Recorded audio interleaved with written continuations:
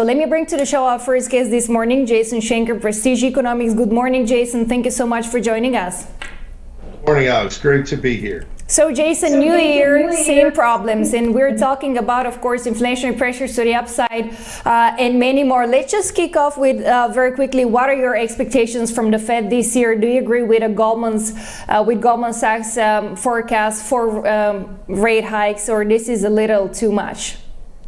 Well, we do think there are going to be a number of rate hikes this year, whether it's 3 or 4.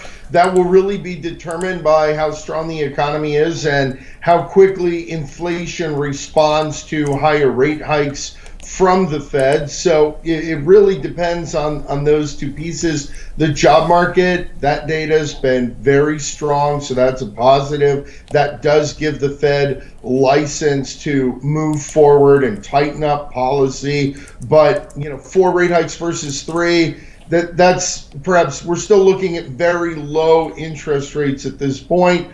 And look, it could end up being more than 4 depending on what happens with inflation, but our baseline expectation is that inflation year-on-year rates are very likely to peak here in the December report that will be out tomorrow. That CPI report, we think the year-on-year rate is going to be 7.2%, month-on-month up 0.5, with core CPI up 5.5% year-on-year and up 0.5% as well month-on-month. So that report's out tomorrow. That's going to be very important for setting the tone, but we do believe even without significant change in Fed policy, that might be the peak of the inflation number. With more aggressive rate hikes, especially if we see that first rate hike in March, the Fed could front load 3 rate hikes and maybe not need 4 this year. But we'll have to see how it plays out. We do expect year-on-year inflation rates will be a lot lower at the end of the year, but they'll probably be quite high through the third quarter.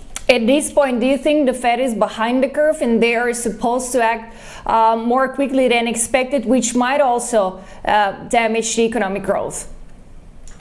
Well, behind the curve, ahead of the curve, I mean, with everything with COVID, there's been a lot of uncertainty here, and the Fed's tried to navigate both the job market and the inflation piece, right? They have a dual mandate to manage both of those dynamics, and the job market has recovered very strongly, although labor force participation rate still remains very depressed. But the unemployment rate, 3.9%, we're in a very strong place now for the labor market. The Fed can move forward. 6 months ago, I don't think many had expected we'd be in such a strong place for the job market so quickly. And 12 months ago, that was almost unimaginable. So very quick labor market recovery has created the opportunity for the Fed to move forward. But now the Fed has a number of things they need to do in an order of operations so that they don't jostle the markets, right? Equities are up, real estate prices are up, everyone's feeling wealthier, consumption's strong, GDP is strong. The Fed has to first wind down their quantitative easing program before they're raising rates.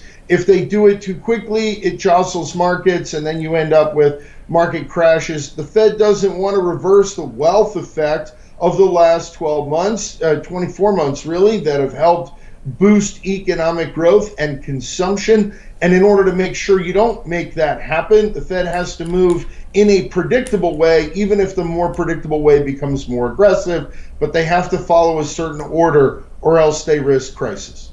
So I just wanted to hear your take on Vice Chair Richard Clarida, by the way, the second in command at the U.S. Central Bank, who led its comprehensive monetary policy framework review, which is certainly a very important step for the Fed. He will resign on January the 14th, the Fed said on Monday, leaving roughly 2 weeks before the end of his term. For obvious reasons, of course, Clarida's resignation followed of reports that he corrected his previous financial disclosure late last month to show he sold a stock fund and then swiftly repurchased it shortly before the Fed announced a barrage of rescue programs to stem the economic fallout from the coronavirus pandemic. We're talking for 2020, of course.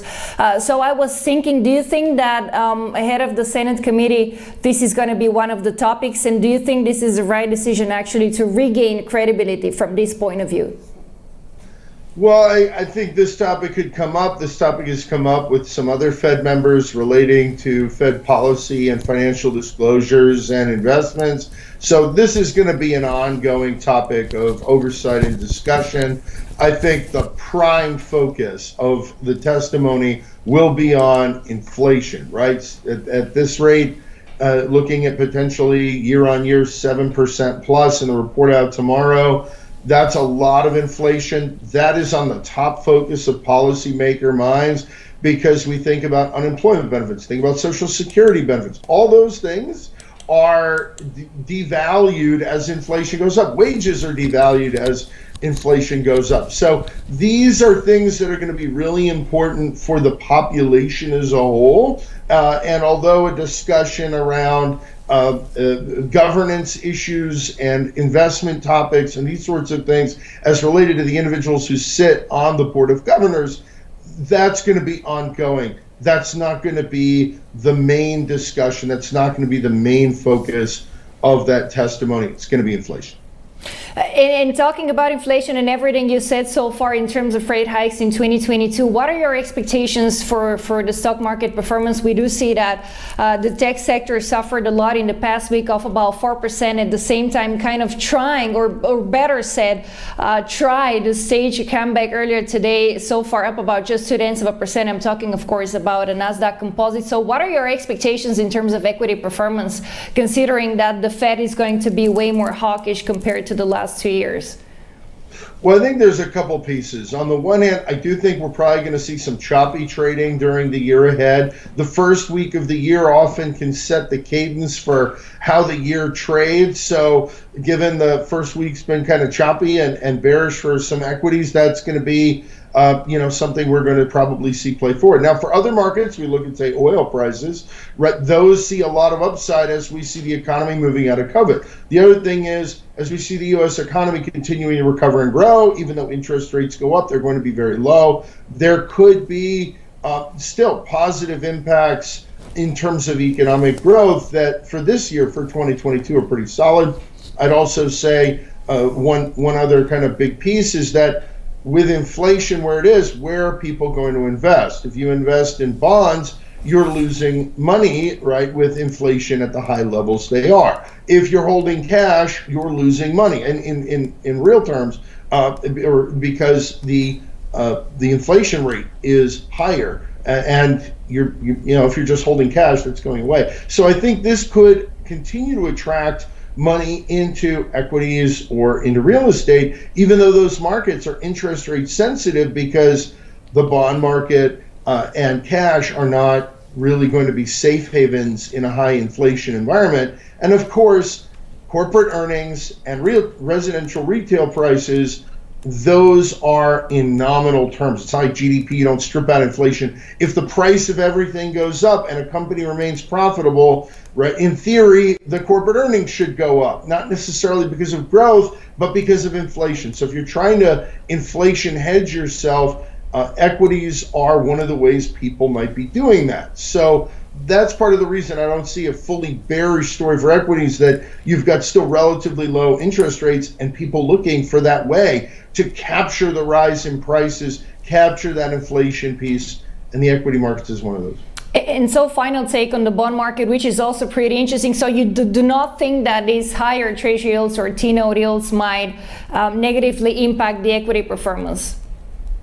Well, I think it's a couple of things. I think on the one hand, you do see the risk that interest rates rise, and that makes the cost of capital for companies go up. So if the cost of capital for companies goes up, that often can slow their activity. But a lot of companies are sitting on cash right now. And of course, the bigger question is, would you invest in bonds with the yields we've got right now, with the level of inflation we have right now? And that's the piece, right? Where are people investing? If they're not going to be investing in bonds where they're losing money because of inflation, they might be going into equities hoping to capture some of that upside. Thank you very much, Jason Schenker, Prestige Economics. Thank you for joining us. Have a great day ahead and talk to you soon, hopefully. Thank you, Alex.